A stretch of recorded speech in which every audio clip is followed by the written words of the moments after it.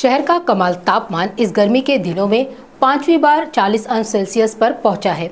शुक्रवार को 45 डिग्री तापमान की नोंद चिकलठाना के हवामान खाता ने ली है। शनिवार सुबह के समय सूरज की रोशनी तेज रहेगी। दोपहर के बाद आसमान में बादल जमा होने की संभावनाएं हैं। 5 से 9 अप्रैल मध्य महाराष्ट्र में, 8 अप्रैल मराठवाड़ा में, 7 से 9 अप्रैल विदर्भ में, 9 अप्रैल कोकण गोवा में हल्की बारिश की संभावनाएं जताई गई है। 7 अप्रैल को विदर्भ के कुछ हिस्सों में बिजलियों के गड़गड़ाहट के साथ बारिश की संभावनाएं जताई गई है। ये जानकारी हवामान अभ्यासक पंजाबराव डंक इन्होंने मीडिया के माध्यम से दी है। सांगू इच्छितो की राज्यामध्ये आता हळद काढणी चालू आहे, हळद शिजणं चालू आहे, कांदा काढणी चालू आहे, तसेच गहू काढणी चालू आहे, हरभरा देखील काढणी चालू आहे।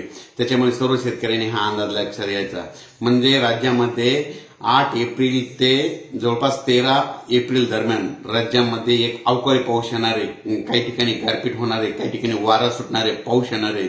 म्हणून सतर्कतेचा इशारा म्हणून हे अंदाज देत आहे।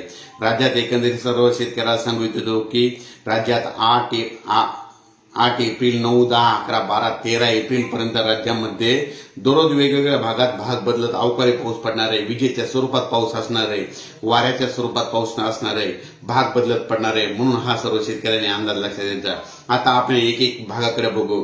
राज्यामध्ये सांगायचं झालं तर 7 एप्रिलला जवळपास 7 एप्रिलला पूर्व विदर्भामध्ये पावसाला सुरुवात होणार आहे। आणि पूर्व विदर्भातल्या सर्व शेतकऱ्यांना माझी विनंती की तुम्ही काय करा, तुमची हळद असेल, कांदा असेल 7 तारखेपर्यंत काढून घ्या। कारण की पूर्व विदर्भात गारपीट देखील होणार आहे आणि त्याच्यामुळे पूर्व विदर्भात गारपीट देखील होणार आहे, पाऊस देखील पडणार आहे, वारा सुटणार आहे।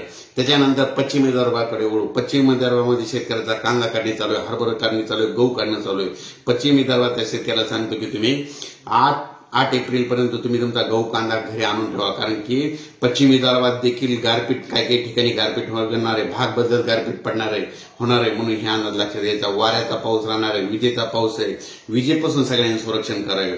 त्याच्यानंतर आपण वळू मराठवाड्याकडे। मराठवाड्यात देखील 9, 10, 11च्या दरम्यान परत एक दिवस सगळीकडे पाऊस येऊन जाणार आहे। म्हणजे वेगवेगळ्या भागात पडणार आहे, सर्व दूर नसणार आहे, पण अवकाळीचा झटका बसणार आहे, काहीच्या कांदा आहे। म्हणून सर्व शेतकऱ्यांनी, मराठवाड्यातल्या शेतकऱ्यांनी हा अंदाज लक्षात घ्या।